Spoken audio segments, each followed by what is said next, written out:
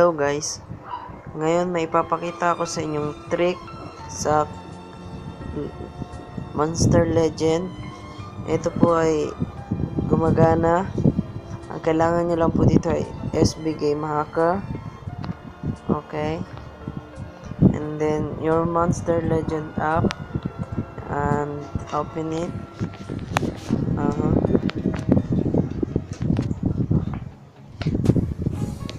Tapos po niyan,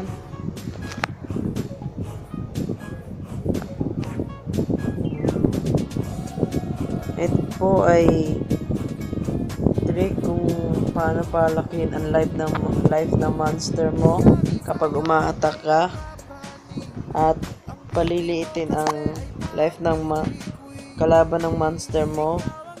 Gumagana po ito. Ito po ay papakita ko sa inyo ngayon. Yan po, punta sa adventure map. Ito po, lalaban natin ito.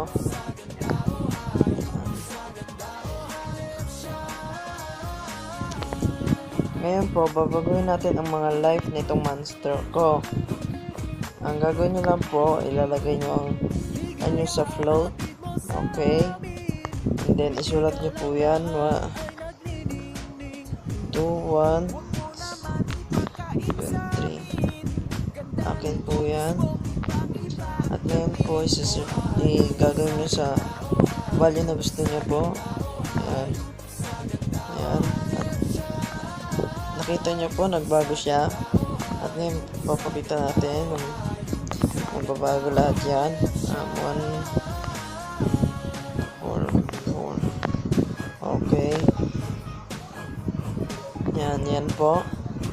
Babaguhin natin siya sa ayan. Nakita niyo po, nagbago rin siya. Ito rin po. Lahat po ng monster ko ay babaguhin natin. The 1, 6, 8, 7.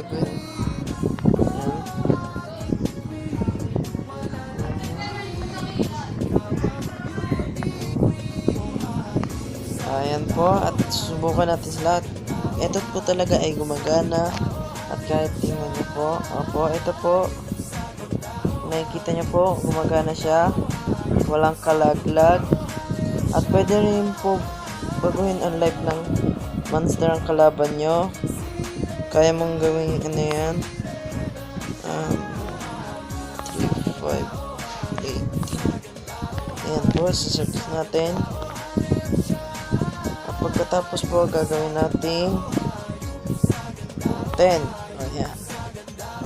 Ayan po, gagana yan. Kung sinubukan yung atakin, weak pa po yan. At 10 na rin yung life nila.